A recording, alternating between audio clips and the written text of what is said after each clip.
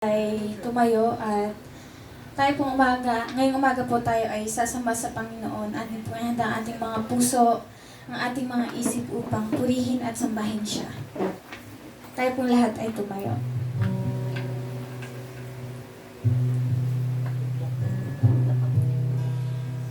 Ama naming Diyos na pinakamakapangyarihan sa lahat, amin po na sinasamba ka, amin pinupuri ka ngayong umagang ito, Ama. Patuloy namin, Lord God, na isinisig ang inyong kalooban, ang inyong salita, Ama. Tulungan mo kami, Panginoon, na unahin ka sa aming buhay. Dahil, Ama, nakikita namin, Lord, na ang lahat ng bagay ay mag-fail. Ang lahat, Panginoon, ay in vanity, Panginoon. Ikaw lang ang tayong constant sa aming buhay, Ama. Kaya, Panginoon, ngayong umaga ito, hinihingi namin, Lord God, ang isang pusong dalisay. Ang pusong malinis, Ama. Ang pusong, Panginoon, na pure, Panginoon, na patuloy na pumupuri sa inyo, Panginoon, in the midst of trials. Nakikita niyo, Lord God, ang aming mga troubles. Nakikita niyo po ang aming mga burdens, Lord. Tulungan mo kami, Panginoon, na isang tabi muna ang aming mga alalahanin, Lord, at kami po ay mag-focus sa inyo. Patuloy din namin, Lord God, na hinihingi, Ama, ang lahat ng aming mga pagkukulang, ang lahat ng aming pagkakasala, ang lahat, Panginoon, na nagawa namin sa inyo, Lord God, na tunay, Ama, Lord God, ang makasalanan namin, Lord God, ay hayag sa inyo, Lord. Ang aming past, ang aming present, ang aming future na kasalanan. Dahil, Lord God, ikaw ang Diyos na all-knowing, Lord God. Ikaw ang Diyos na nakakaalam ng lahat ng bagay, Panginoon. Ang pinakamarumi naming puso, pinakamarumi naming pag-iisip, mga nagagawa, Panginoon. Kaya, Lord God, lahat ng ito, Lord God, ay hinihingi namin ng tawad, Ama. Magkaroon nawa kami, Panginoon, ng personal relationship sa inyo, Lord God. Pangalawa na lang, Ama, ang personal na relationship namin sa aming pamilya o kung meron man kaming kasintahan, Lord God, Ama. Tunay, Lord God, na sa inyo, Panginoon, nagmula ang tunay at wagas na pag-ibig, Panginoon. Ang love, Lord God, unconditional, Lord, na hindi namin kayang pagbayaran, Ama. Tunay, Lord God, na wala kaming ibang ginawa, Panginoon, kundi ang magkasala sa harapan ninyo. Ngunit nakita niyo, Lord God, ang kahabagan sa amin, Lord God. Nakita mo, Lord God, na kailangan namin ng kaligtasan, Lord. Dahil, Lord God, hindi namin kayang iligtas ang aming sarili. Maging ang aming mga gawa, Lord God. Ito, Lord God, ang sabi mo sa inyong salita na filthy rags lamang, Lord God. Maging ang mga gawa namin na righteous, Panginoon, na sa tingin namin, Lord God, kami, Lord God, ay mapupunta sa langit dahil lamang sa aming gawa. Ngunit, binali mo ito, Ama. Pinakita mo, Lord God, na kailangan namin ng tagapagligtas, Lord. Tagapagligtas na pure and perfect, Lord God.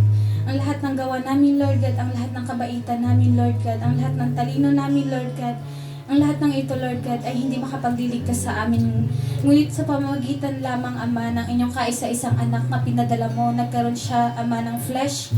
Siya po ay naging laman, Ama, upang makita namin, Lord God, na hindi talaga namin kayang iligtas ang aming sarili, Panginoon. Lahat ng righteousness namin, lahat ng kabanalan na feeling namin, Lord God, ito ay tama. Ngunit, Panginoon, ni katiting, Lord God, ay hindi talaga namin kaya iligtas ang aming sarili, Ama. Kailangan namin ng isang tagapagligtas, Ama, na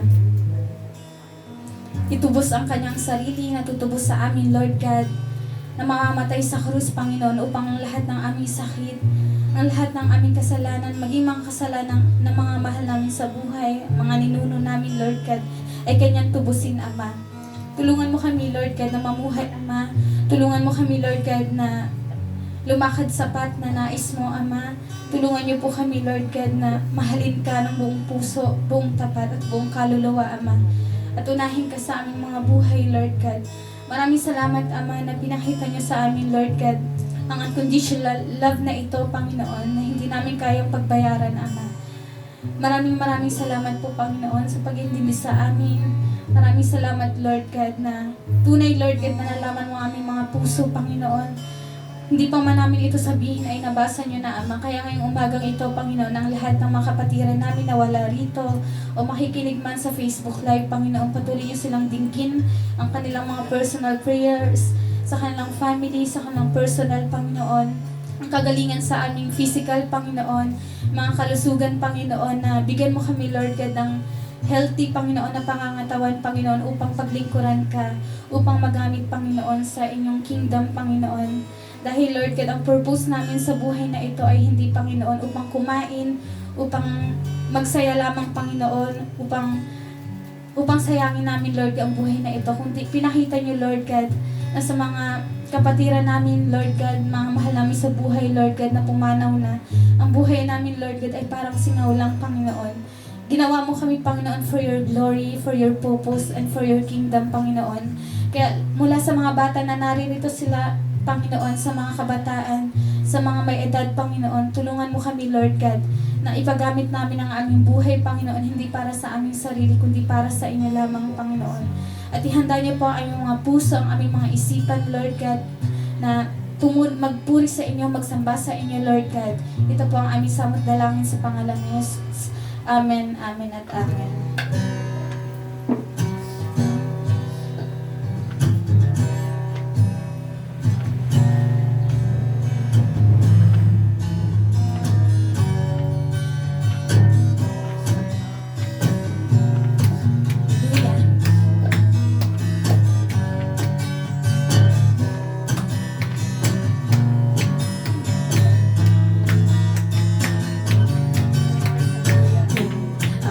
Masdan ang kalawakan, hindi ko maunawaan yung dahilan kung bakit ako'y pinilimot inhalagaan.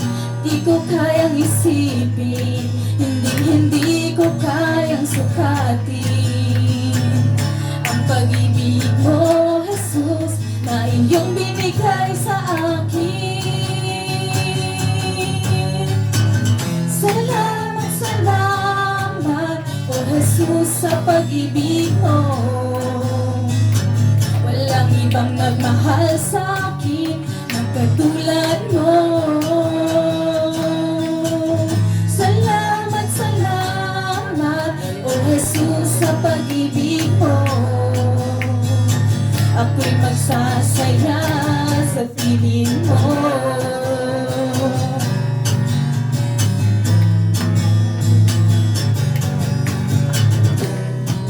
Subok man o kagipitan, ako ay may lalapitan. Ikaw ay susang aking sandigan, hindi mo ko pababayaan. Di ko kayang isipin, hindi ko kayang sukatin ang pag-ibig mo, Jesus, na iyong binigay sa akin. Salamat, salamat, O Jesus, sa pag-ibig mo. Walang ibang nagmahal sa akin ng katulad mo. Salamat, salamat, O Jesus, sa pag-ibig mo. Ako'y magsasaya sa piling mo. Salamat, salamat, O Jesus, sa pag-ibig mo. Walang ibang nagmahal sa akin ng katulad mo. Salamat, salamat, O Jesus, sa pag-ibig mo. Ako'y magsasaya sa piling mo. Buhay ko na ang purihin ka, buhay ko na ang sa'yo'y sumamba. Wala nang ibang nanaisin pa, kundi pasalamatan ka. Buhay ko na ang purihin ka, buhay ko na ang sa'yo'y sumamba. Wala nang ibang nanaisin pa, kundi pasalamatan ka. Buhay ko na ang purihin ka, buhay ko na ang sa'yo'y sumamba. Wala nang ibang nanaisin pa, kundi pasalamatan ka. Buhay ko na ang purihin ka, buhay ko na ang sa'yo'y sumamba. Wala nang ibang nanaisin pa, kundi pasalamatan ka.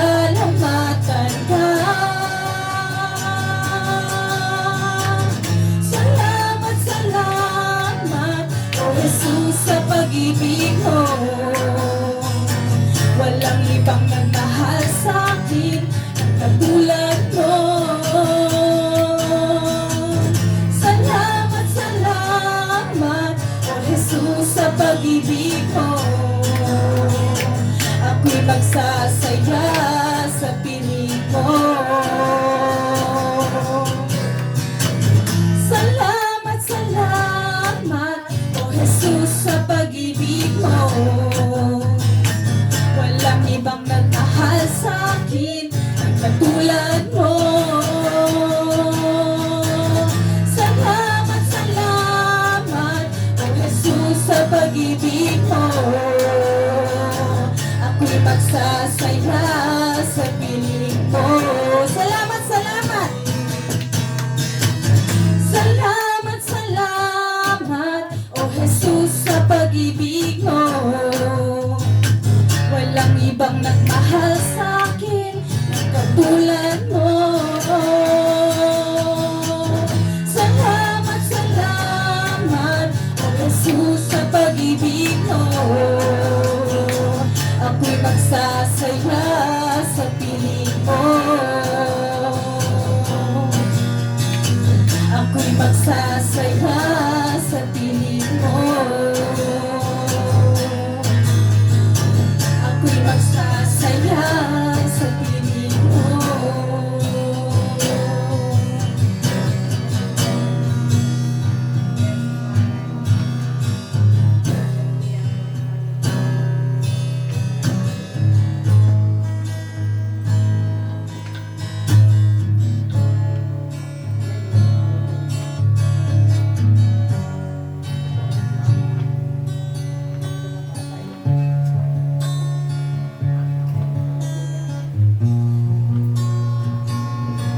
So to you to worship our Lord.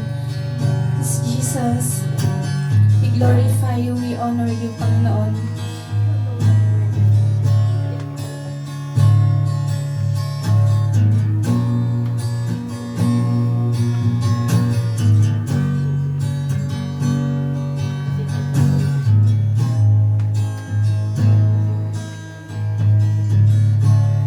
Pupurihin ka, O Diyos, ang aming alay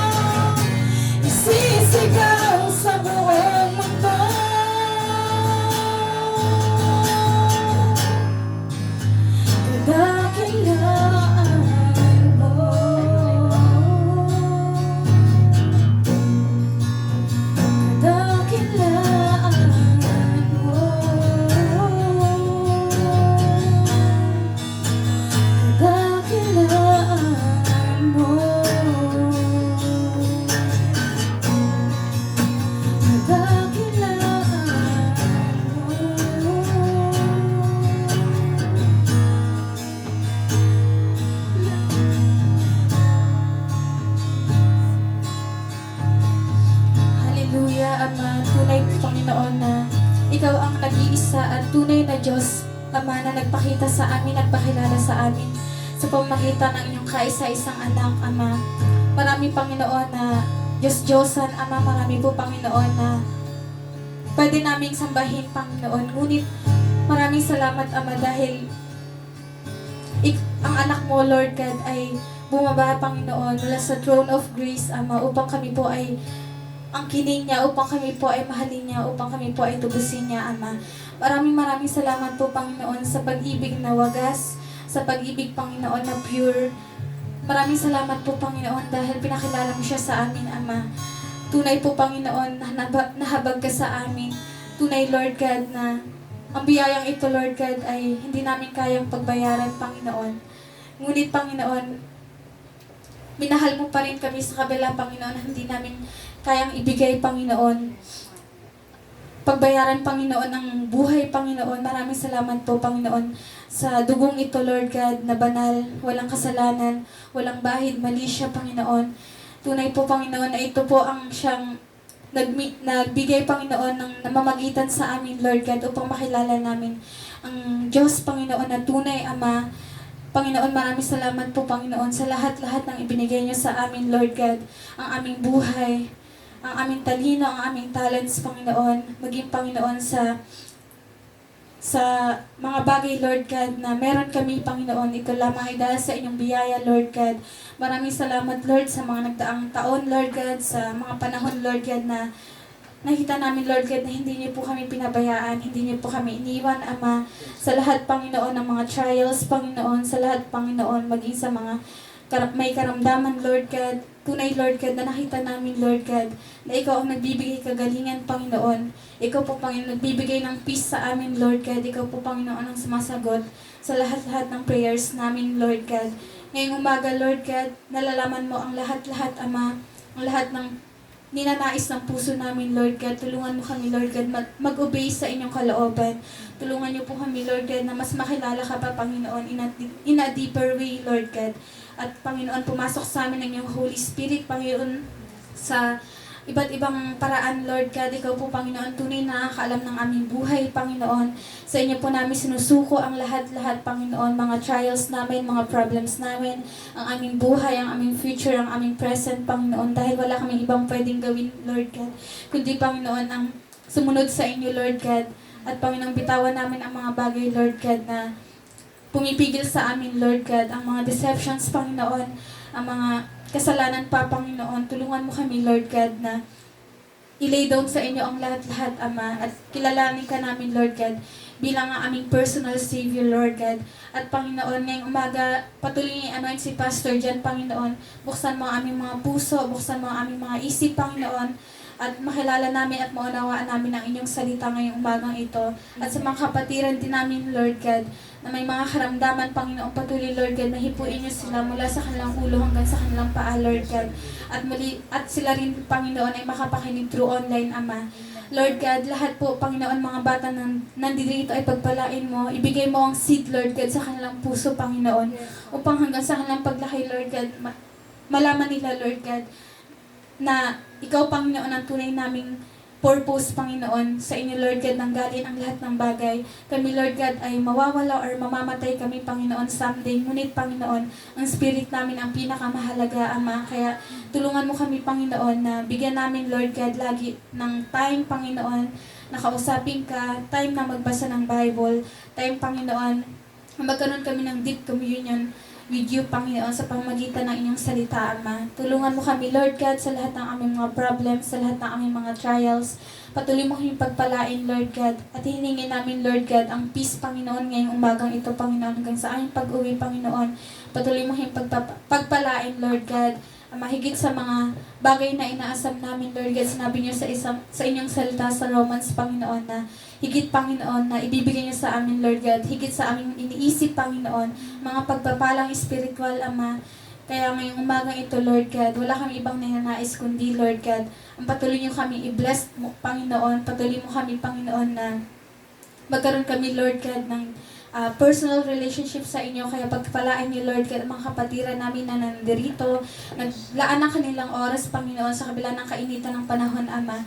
Ngunit hindi ito hadlang upang kami, Lord God, ay hindi magsamba sa inyo, Lord God. Patuloy kami samahan ng inyong mga anghel, Panginoon, mga kaluluwa na nandirito, Panginoon. Ito po ang aming samot dalangin sa pangalan ni Jesus. Amen, amen, at amen. Purihin ang Diyos.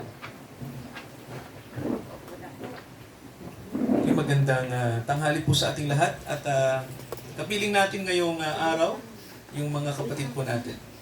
So salamat po sa Diyos. Yung iba po wala, pasensya na po dahil may mga kaabalahan po sa buhay, sa work. We are thankful kasi kasama natin yung isang youth natin, si Yuri. Amen. At gayon din, si Arjeline kasama din natin. Dito lang din po. Arjin. Sorry po. Ano ba? Ano pala, no? Yung pag-pronounce, nakalimutan. Arjin po. Yung si Arjin. Oo, yan. Yan si Arjin ay ano po, no? Si Arjin po ay, tiga rito lang din siya sa Northridge, no? Yan po, no? Malapit kila Ate Vanji. Amen. Yan, so salamat po at kasama po natin siya ngayon. Muli, mga kapatid, no? Information po ito. Yung mga, ano po, yung mga mag-o-open po ng, tama ba? Yung mag-o-open ng account. Tama ba, mahal? Sa CCT? From the church. Yung magsisavings, ganyan. So, pwede na pong anuhin po, no? Tama ba? Oo, pwede na, para ano po, yung kung maglo-loan kayo or something. Kasi po maganda po ngayon dahil may mga system po na parang may mga free, no? Yan po, no? So, hindi ko kasi alam yan, no? So, pero ano po, no? Inform po sa atin yan ng iba nating kapatid po. If ever po na yung pong willing po na makiisa po muli, mga kapatid, no? Sa ano po, sa CCT po, partner po natin sila dito po sa church. So, yan po. At so malapit na rin po yung summer na po, nararamdaman na natin yung init. Palagay ko po magde-declare na ang pag-asa na next week baka summer na. Kaya wag niyo pong kalilimutan na lagi kayong magtutubig ng 8 to 10 glasses, no? Mahalaga po 'yan. Pero salamat din sa Diyos kasi po may nagsabi na hindi gaanong matindi yung init. Matindi rin yung init, natural. Pero hindi kasing tindi po nung nakaraang taon. So, ganun po katindi, no? So, thankful tayo dahil ang ating pong klima ay hindi ganun katindi, no? Pero sabi nga natin, papalo pa rin yan sa critical na init, no? Kaya hindi po natin pwedeng underestimate yan, no? So, mga kapatid, pag-pray po natin itong summer season, yung mga ministry po natin sa panahon po ng tag-init. Yan, so manatili po para marami po pong souls ang makarinig po ng Word of God. No? Ipag-pray nyo mga kapatid, no, na makapasok din tayo kasi may plano po na Lord willing na makapag-evangelize din po tayo sa mga sa mga company. Yan, no, in partnership po 'yan sa ibang ministries po ng CCT. Yan. So, ipag-pray nyo po yung ministry po natin. So, mga kapatid, sumandali po tayong tumayo sa pagbasa po ng salita ng Diyos. Dito po sa ikalawang Pedro, chapter 3, mababasa natin sa Bible, no? Ikalawang Pedro, chapter 3, at babasahin ko po sa inyo yung nakasulat po, no? Dito po sa verse 6, ang sabi po rito, na sa pamamagitan din ito, ang sanlibutan noon na inapawan ng tubig ay napahamak. Ngunit ang sangkalangitan ngayon at ang lupa, sa pamamagitan ng gayon ding salita, ay iningatang talaga sa apoy, itinaan sa araw ng paghuhukom, at sa paglipol sa mga taong masama. Datapwat, huwag ninyong kalimutan, mga minamahal, ang isang bagay na ito, na ang isang araw sa Panginoon ay katulad ng 1,000 taon. At ang 1,000 taon ay katulad lamang ng isang araw. Hindi mapagpaliban ang Panginoon tungkol sa kanyang pangako, na gaya ng pagpapalibang ipinalalagay ng iba, kundi mapagpahinuhod siya sa inyo, na hindi niya ibig na sino man ay mapahamak, kundi ang lahat ay magsipagsisi. Manalangin po tayo. Dakilang Ama, pagpalain niyo po ang inyong mga salita sa tanghaling ito. Bigyan niyo po kami ng pag-asa sa mga salita po na aming narinig at nababasa sa inyong banal na aklat. Ito ang aming panalangin in the name of the Lord Jesus Christ. Amen. Tayo po'y makakaupo na. So, mga kapatid, let us greet one another. No? Batiin natin yung mga katabi natin. Sabihin natin, pagpalain ka ng Diyos, kapatid. Sabihin niyo po. Yan. Yan. So, mga kapatid, no, yung blessings po, natanggap niyo na ba? Ayan, no, napakahalaga po, no? So, patuloy tayo sa, serye natin sa Arka ni Noah. At, mga kapatid, mahalaga po, no, na tayo ay handa sa biyaya. Sabihin niyo nga po, handa sa biyaya. Yan, ibig sabihin, sa totoo lang, mga kapatid, no, na marami pong, marami pong pagsubok sa mundo. Amen po ba, no?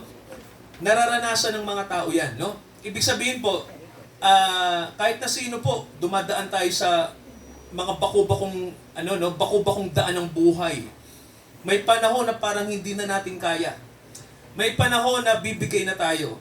Pero sa mga panahon na yan, ang Diyos po ay may pinapaalala sa atin, no? Sinasabi po ng kanyang salita na kasama natin siya. At alam niyo po, ang pinaka maganda sa tao, kasi kadalasan po, yung mga tao na nagpupuri sa Diyos, sila yung mga dumaan sa matinding pagsubok, no? Yung mga tao naman na parang wala lang, hindi pa kasi nila nararanasan yung bigat ng buhay, kadalasan wala lang sa kanila yan. Pero mararanasan din nila yan, time will come, no? Magganon. Pero alam niyo po, no, sabi ng Biblia sa atin, isa sa pagsubok na darating sa mundo. Sabi ng Bible, mga kapatid, no, ang tawag dito ay kapahamakan ng mga tao, no? May sinasabi sa Bible sa verse 6, chapter 3 ng 2 Pedro, sabi sa verse 6, malbalik lang tayo, no? Tingnan niyo po yung sabi ng Bible na noong panahon ni Noah, siguro po si Noah, no, pamilyar tayo, isa siyang totoong tao sa kasaysayan na pinagawa siya ng Diyos ng isang barko na gawa sa kahoy. At ang sabi ng Diyos, lahat ng hayop ilagay mo dyan, isama mo yung family mo kasi lilipulin ko ang buong mundo sa pamamagitan ng baha. So, dumating yung baha at sabi sa pagbibilang natin ng araw, buwan at taon, kung kailan ba bumaha. Sabi ng Bible ay nang unang pumatak ang matinding dilubyo sa mundo, sabi ng scripture ay 40 araw, 40 gabi. 40 days, 40 nights, no? At mga kapatid, yung pinakamataas na mga bundok sa mundo ay inabot ng baha na yon. At ang sabi sa atin ng Bible, nakalagay, sa pamamagitan ng tubig na pahamak ang lahat. Ngunit, mga kapatid, no, nangako ang Diyos. Di ba noong pagkatapos ng baha, no? Sabi ng Bible sa atin, ang baha bago ito bumaba noon, no? Nung dumating na yung tinatawag na pagbaba ng level, dumaan yung sinasabing 408 days. Ganun katindi, no? 408 days, no? Mula nang sumakay si Noah sa arka, no? Ganun katindi yung nangyari, no? So kung titingnan niyo po, halos isang taon na baha ang mundo noong panahon na yon, no? Nagkaroon ng mga pagbabago geographically. So mga kapatid, ganito. Alam niyo po, nung bumaba na si Noah, galing sa barko, no? Mababasa niyo sa Bible, pagbaba nila, nag-alay sila sa Diyos. Ang natira na lang na tao, sila na. No? Lahat ng tao sa mundo ay nilipol. As in, walang natira. No? Ang natira lang ay sila Noah. Si Noe, yung kanyang asawa, yung kanyang 3 anak, at yung kanyang 3 manugang. Sila na lang ang mga tao sa mundo noong panahon na yon. At ang sabi ng Diyos, magsisimula sa inyo ang bagong sangkatauhan. So kung titingnan nyo mga kapatid, no, lahat ng tao sa mundo, as if nung panahon na yon ay nanggaling sa family nila Noah. Mula sa kanyang 3 anak, sila Shem, si Cam, at si Japhet. No, silang 3 ang panggagalingan ng mga iba't ibang lahi sa mundo. So, mga kapatid, ang tanong ay, anong simbolo ng kwento na yon? Yun pong mga kapatid, yung pinakita ng kwento ni Noah, yun po ang kwento ng millennium. Alam niyo po, sabi ng Bible sa atin, itong mundo na to na ating ginagalawa, no? Na tayo ay nasa ika-21 siglo, 2025, Marso ngayon, may hinula sa atin ng Bible na lilipulin din ng Diyos itong pangkasalukuyang panahon natin. Di ba? Nabasa natin sa aklat ni Malakias na may hula sa Bible na gagamit ang Diyos ng apoy para ang lahat ng tao ay, sabi nga halos maubos sa panahon ng tinatawag nating dakilang kapighatian. So, si Jesus may sinabi tungkol sa kapighatian na darating sa mundo. Basahin ko po yung nakasulat sa Mateo 24. Matthew 24. So eto mga kapatid, no, may mababasa tayo sa Bible, pakinggan nyo to, maganda to. May sinabi ang Panginoon tungkol sa kapighatian na dakila na darating sa mundo. Matthew 24, basahin natin yung verse 21. Okay, 21, talatang 21.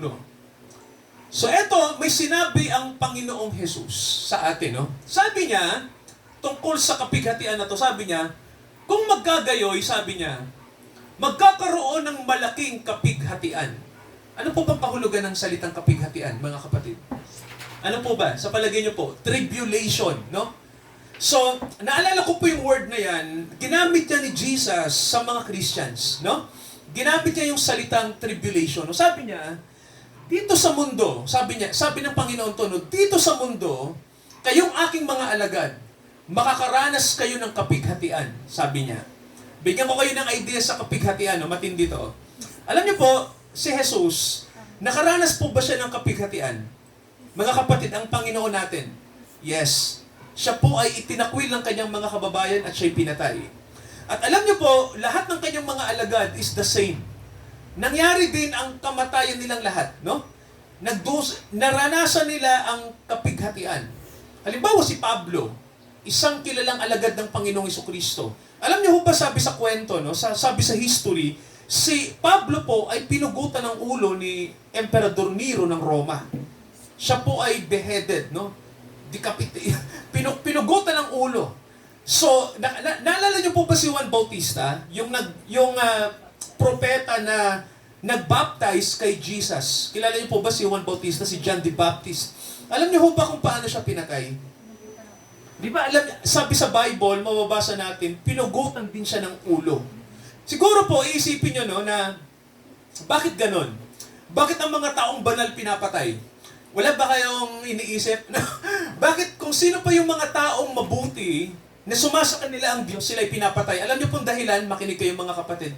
Alam niyo ang mundo, nakikinig po? Alam niyo ang mundo, kontra ang mundo sa mga bagay ng Diyos. Yun lang pong dahilan. Naintindihan niyo po? No?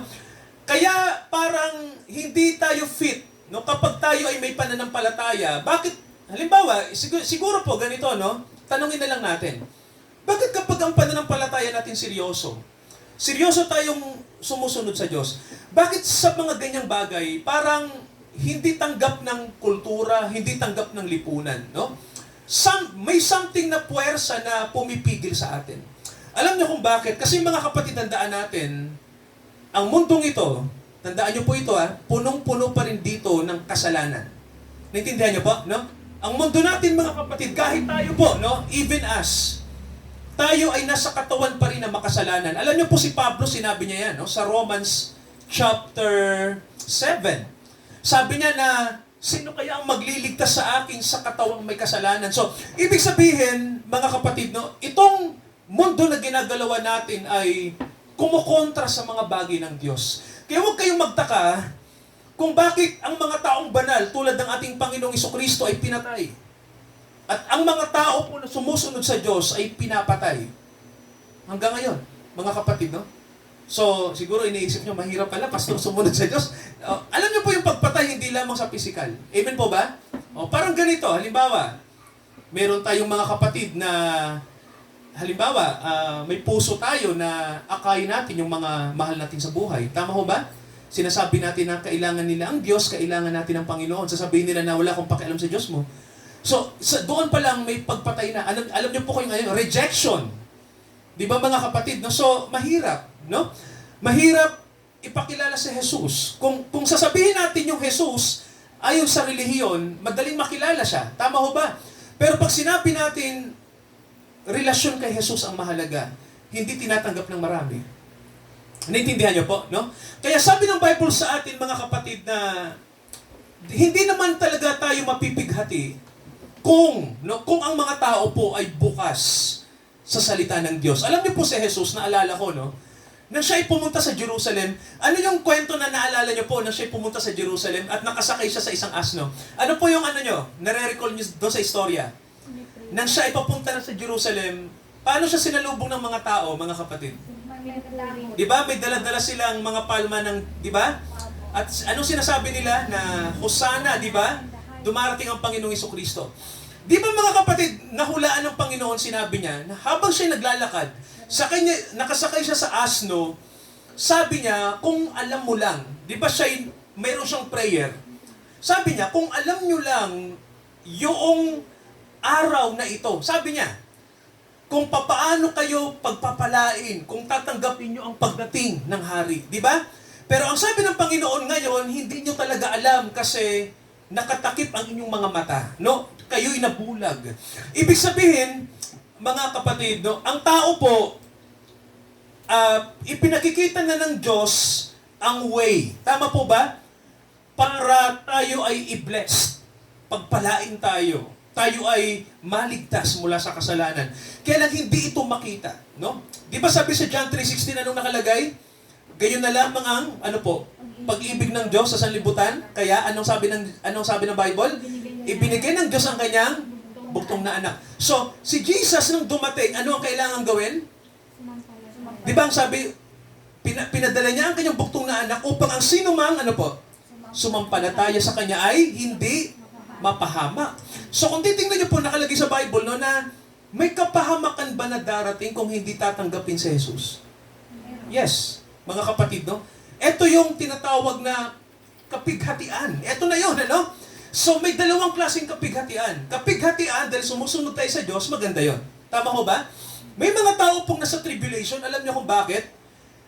Kapag sila ay sumusunod sa Diyos, nakakaranas sila ng opposition, pag-uusig.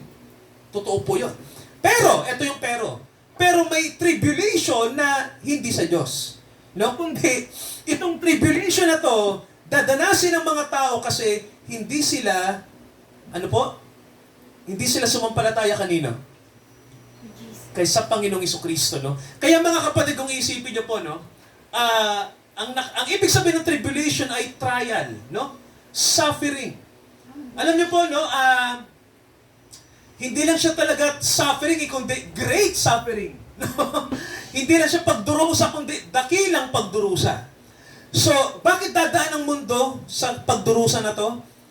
Kasi mga kapatid, torment. Kasi mga kapatid, sabi ng Bible sa atin, time will come na i-reject ng mga tao yung Jesus ng Bible. No? Kumbaga po, sa panahon natin ngayon,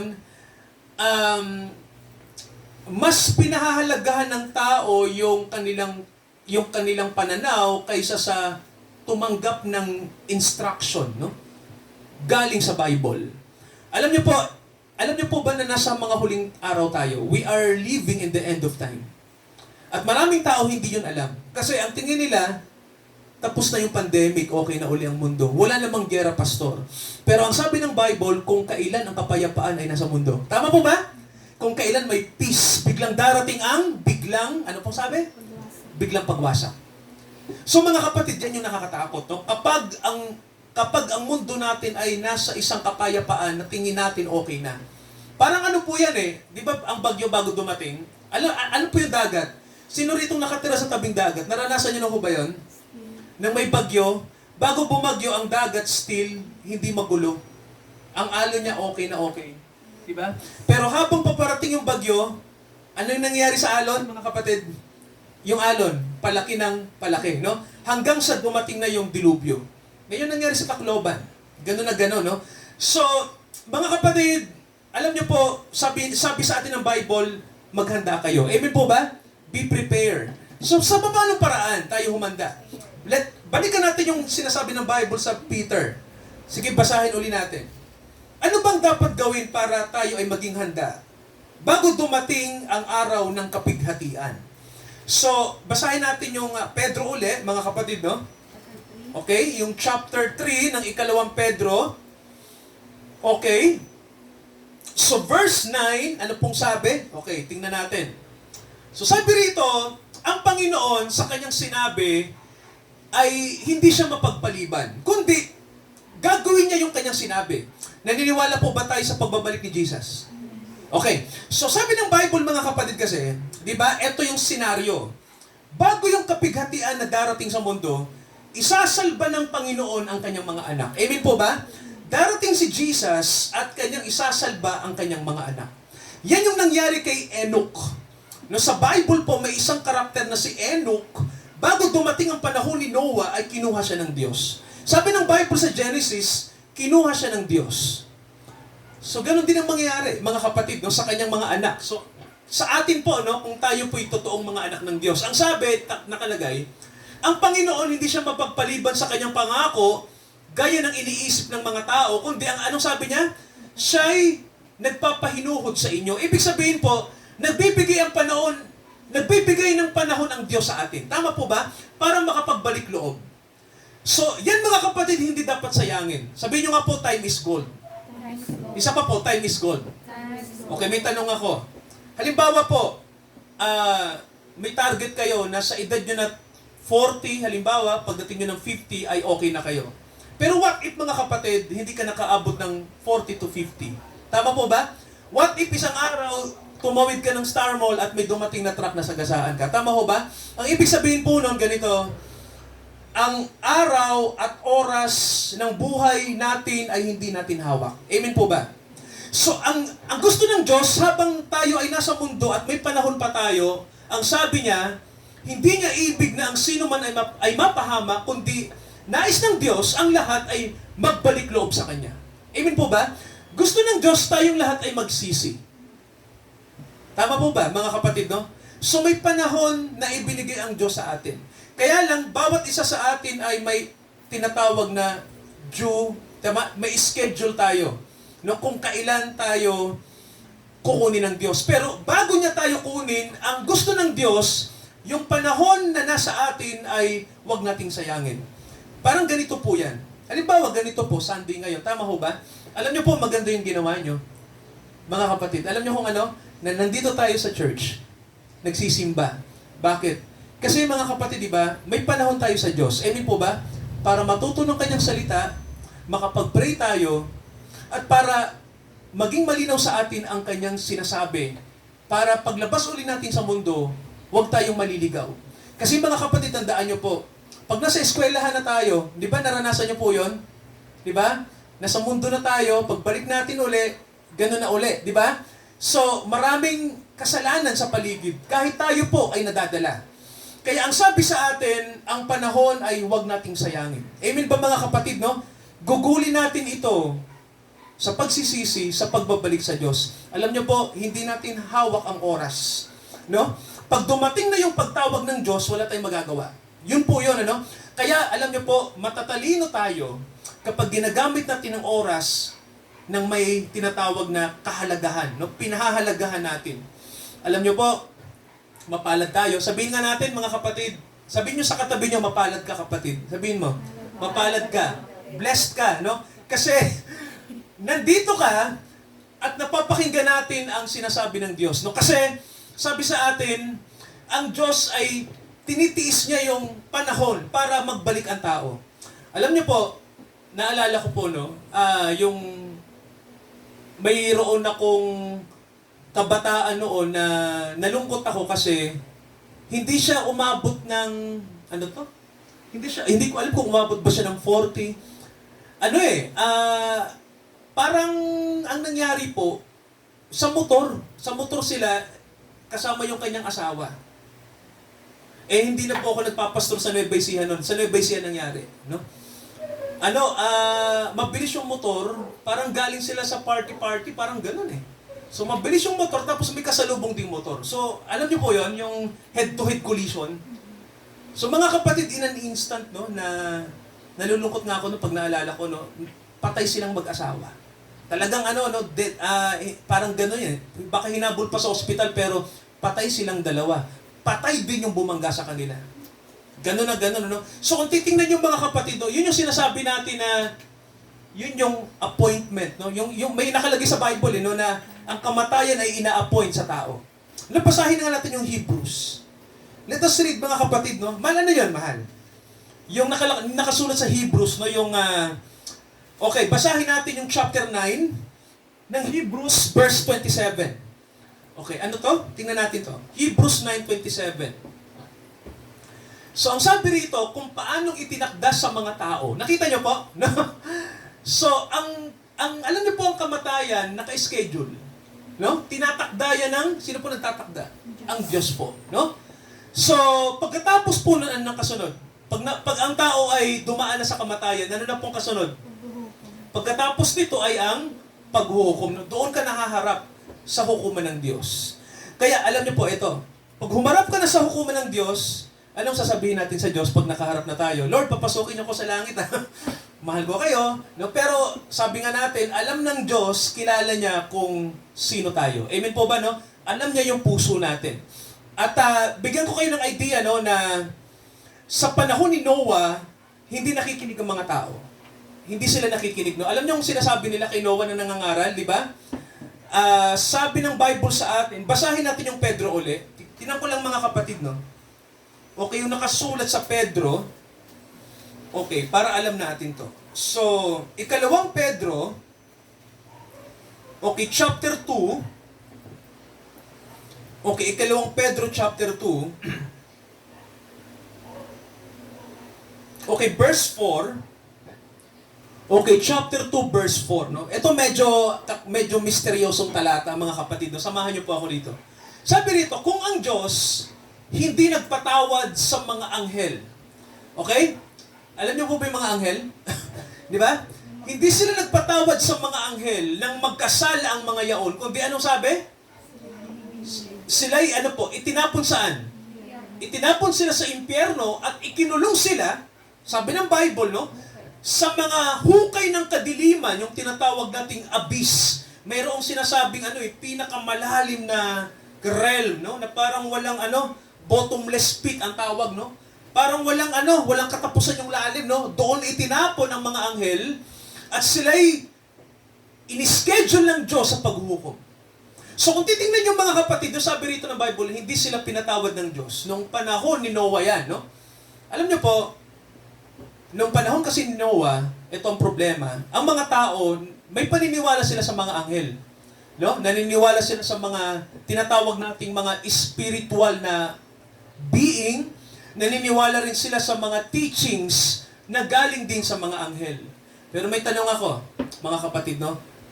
Nang si Noah nangangaral, galing ba sa mga anghel ang kanyang doktrina o galing sa Diyos? Isa pa po, saan po galing? Sa Diyos. Pero ang mga tao, nakinig ba sila kay Noah? Hindi, no? Nakinig sila sa mga anghel. Pero hindi sila nakinig sa Diyos. Tandaan natin mga kapatid, no? Hindi lahat ng napapakinggan natin, tama ho ba?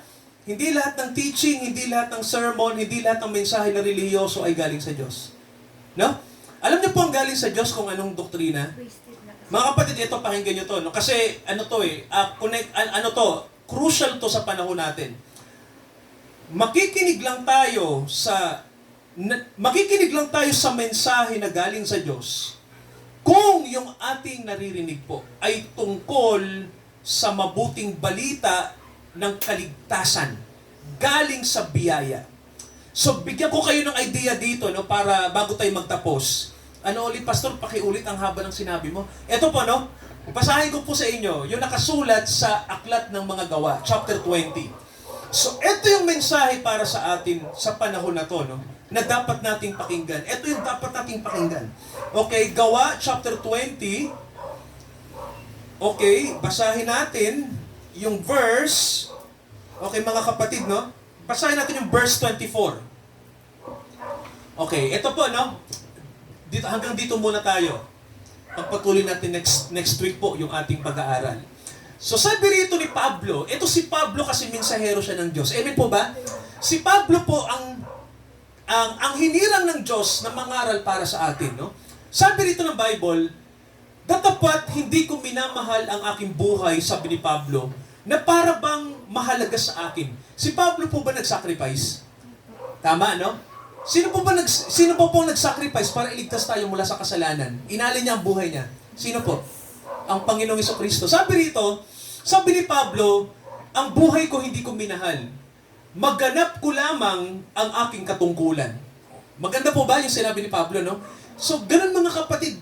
Alam niyo po, ganun dapat tayo, no? Na ang buhay natin, imbis na mas pahalagahan natin ang buhay natin, ang pahalagahan natin ay yung gusto ng Diyos na mangyari sa buhay natin. Amen po ba, mga kapatid, no? Gusto kong sabihin sa inyo yan, alam niyo po ang susi sa blessing, no? Alam niyo po bang susi para pagpalain ng tao? Alam niyo kung ganito mga kapatid, no? Yung buhay natin, kumbaga ganito, mas mapapahalagahan mo ang buhay mo kapag pinahalagahan mo muna ang Diyos, ang kanyang salita, ang kanyang kaharian, no? Huwag nating isipin yung buhay natin, kasi alam niyo po ang buhay natin, may hawak yan. Sino po bang may hawak ng buhay natin? Sino po? Ang Diyos, no? Kaya sabi ng Panginoon huwag niyo isipin yung buhay niyo. Ang isipin niyo, yung may hawak sa inyo. Ako yon, no? Sabi ni Pablo, "Maghanap ko lang yung tungkulin na iniatang sa akin ng Panginoon." Etong sabi niya, "Ang ministeryo na tinanggap ko," kanino po galing? Kanino po galing yung ministry ni Pablo? Sa Panginoong Hesus. Na magpapatotoo siya tungkol saan? Tama. Ano yung ebanghelyo? Anong ibig sabihin? Mabuting balita. Nasabi rito, mabuting balita ng ano po? Biyaya ng Diyos. Amen ba? So mga kapatid, yan ang mensahe ng panahon, no? Ang ebanghelyo ng biyaya ng Diyos. So mga kapatid, maganda po ba yung mensahe na to para sa atin?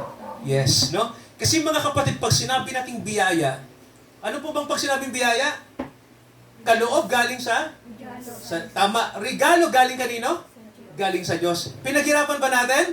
Hindi, no? Alam niyo po, pag sinabing reward, pinaghirapan. Tama ba? Mahal. Pag gantimpala ang pinag-uusapan, ang naghirap ka at sinuklian ng Diyos yung paghihirap mo. Ang tawag doon ay reward. Pero pag sinabi nating grasya, ano pong ibig sabihin? Pinaghirapan mo ba? Hindi, no? Kahit ano ang katayuan mo sa buhay, isang araw na lang, halimbawa, pulubi ka, no? Halimbawa, wala kang pera. Isang araw, dumating ang Panginoon sa'yo at sabi sa'yo, "Yuri, wala kang pera, di ba?" "Oo nga wala nga ako, Lord, pera eh." Anong kailangan mo? Pang matrikula, baon ko, Lord, lahat-lahat. O eto, matrikula, baon, sasakyan, bahay, binigay lahat. Anong tawag doon? Biyaya. Pinaghirapan? Hindi. Alam niyo po, ganon ang gusto ng Diyos na pagtrato natin kay Jesus. Tama ho ba? Namatay siya para sa atin. Ang gagawin lang ng tao, tanggapin siya. At sabihin natin, "Panginoon, nagkasala ako, pero salamat, pinadala niyo ang anak niyo. Namatay siya para sa akin. Kaya dakilang Ama, sumasampalataya ako sa inyong anak." Amen po ba, no? Sabihin natin yan mga kapatid ng buong puso. No? At magsisi tayo sa lahat ng kasalanan at ang Panginoong Jesucristo ay atin pong bigyan ng halaga yung kanyang ginawa. Alam niyo po kung gagawin natin yon, ang ibig sabihin noon, handa kang tumanggap ng blessing galing sa Diyos. Amen po ba? Mga kapatid, hindi mo pinaghirapan ang ginawa ng Diyos, no? Siya ang naghirap para sa iyo. Amen po ba? No? Kaya nga ganito Alam niyo po, ngayong Holy Week, di ba? Kadalasan ang iniisip ng mga tao, magpakahirap daw, magdusa. Tama ba? Kaya anong ginagawa ng marami? Di ba? So, alam niyo po, hindi naman punto sa Diyos yung mga bagay na gagawin mo sa Kanya na para bang nire-reenact mo pa yung ginawa niya. Nakikinig mga kapatid, no? Ang Bible po, ang teaching, ang utos ng Bible sa atin, ginawa na ni Jesus lahat sa atin. Amen po ba? Siya na ngayon naghirap. Amen po ba? Siya na ngayon nagpasa ng cross. Amen po ba? Siya na ngayon tumubos sa atin. Hindi mo yun i-replay. Ginawa niya yon para sa'yo. Ang kailangan mo lang gawin, anong sabi mga kapatid? Sampalatayanan natin. Tama ho ba? tayo ay magsisi at sampalatayan na natin yung kanyang ginawa. Alam niyo po kung gagawin natin yon. Tama ho ba? Sapat ang biyaya na darating sa atin. Kaya sabi sa atin mga kapatid, no, pinapatotoo ko tong ginawa ng Panginoon para sa atin. Amen po ba? So, marami pa tayong pag-aaralan, no? Sana po, lagi namin kayo makasama. Mga kapatid, challenge nyo sa araw na ito, gawin natin, no? Na sumunod sa Panginoon. Pag sinabi ng Panginoon, sumunod ka na, no? Kasi po, may blessing na nakalaan para sa iyo. Amen po ba? Ang blessing na ito, mga kapatid, hindi lang material to, no? Ito yung pundasyon ng lahat ng bagay. Kaya maniwala po kayo, alam niyo po, maraming kapatid tayo nagpatotoo na, mga kapatid, no? Nang inuna nila ang Panginoon, sumunod sila sa Panginoon, anumang pagsubok, anumang dagok, nakita natin, hindi sila iniiwan ng Panginoon. Pinapatatag sila ng Panginoon. At lalo po silang binibless. Pero pastor, di ba may mga panahon na may mga panalangin po na hindi agad tinutugon ni Lord? Natural. Natural. Alam niyo kung bakit? Kasi ang gusto ng Panginoon, maghintay ka. Pero di ba Lord, may mga bagay din na si Lord tumutugon agad. Ang ibig lang sabihin noon, handa ang Lord ibigay sa iyo yung prayer niya. Kasi kalooban niya yon.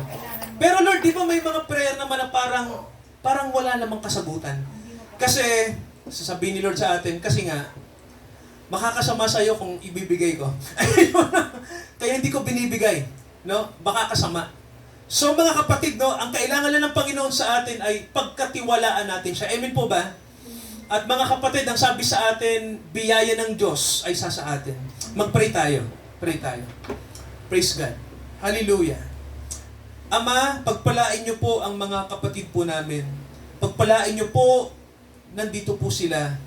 Nawa po, ang inyong salita po ay nagbigay sa amin ng inspirasyon. Nagbigay sa amin ng pag-asa.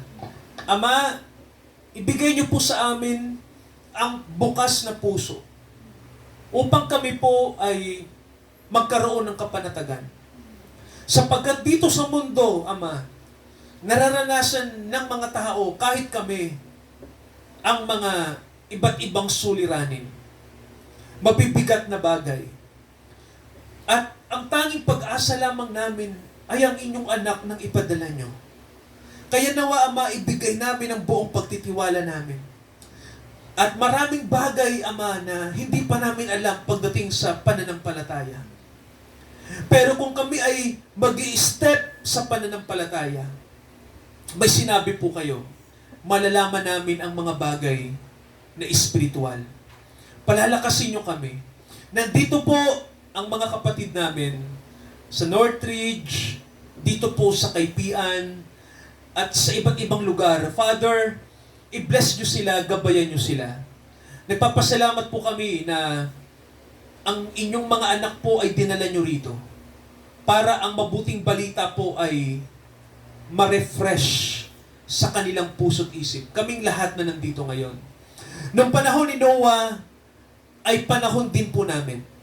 Kung paano, Father, na marami pong nangyayaring sigalot noon, ang mga tao hindi naniniwala. Ganon din naman sa panahon namin. Pero Ama, nakikita namin ang panahon na parang paupos na panahon.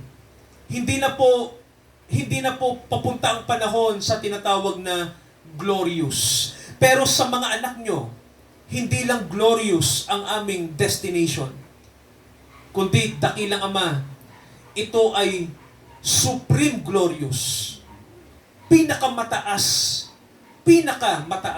na kaluwalhatian, pinakamataas na calling, ay nandito nananawagan sa mga hinirang. Kaya Ama, kung ang mundo po ay papunta sa destruction, ang inyong mga anak ay papunta sa glorification. I-bless niyo po kaming lahat na nandito, na naway na pag-unawaan kami ng inyong mga salita, kung papaano kami magiging malakas sa bawat araw ng aming mga buhay. Ito ang aming panalangin. Samahan niyo po ang bawat kaluluwang nandito ngayon. Sa pangalan ni Jesus, lahat po tayo magsabi po ng Amen. Amen. Praise God, mga kapatid.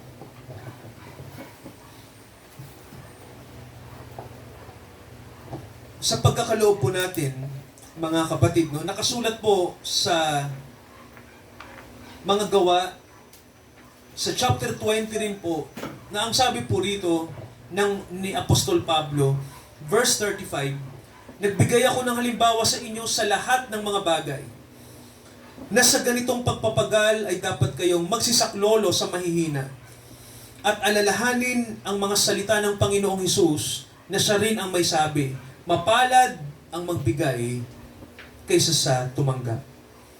Purihin ang Diyos. Sa pagkakaloob natin, mga kapatid, let us sing, seek ye first the kingdom of God and His righteousness.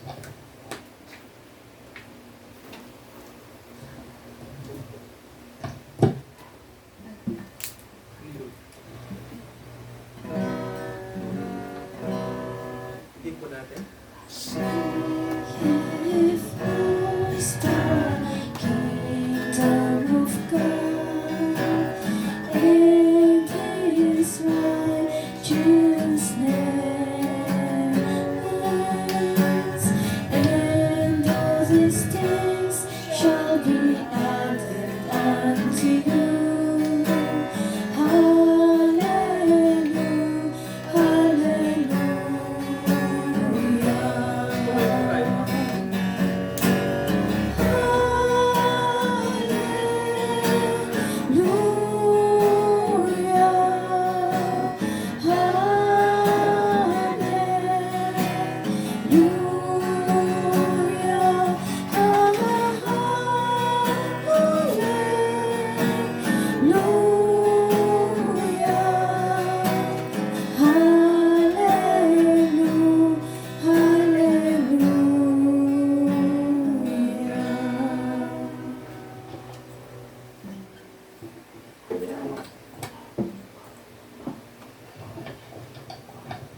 Dakilang Ama, iniaalin namin pabalik sa inyo ang lahat ng biyaya po na tinanggap namin. May nakalaan para sa inyo sa lahat po ng blessings nyo. Kaya nawa Ama, pagpalain nyo po ang mga nagkaloob po at ang mga hindi po ay bigyan nyo po sila ng mga blessings upang magamit po nila to serve you and to offer you the things that you want us, Father God, to give for the sake of your gospel. I-bless nyo ang mga kapatid ngayon. Tinatalaga namin ang kanilang mga buhay, Ama, sa inyo. Nawa, sa pamamagitan ng salita na aming narinig ngayon, pagtibayin nyo po ito sa puso namin, na sa paglabas namin ng bahay-sambahang ito ay hindi mababaliwala, kundi magbibigay ito ng kalakasan sa amin, sa bawat kaluluwa na inyong hinirang ngayon. Sa Diyos na sa atin po'y tumawag, tayo ay kanyang samahan, ingatan at gabayan, ngayon at hanggang sa muling pagparito ng ating Panginoong Jesucristo. Amen, Amen, at Amen.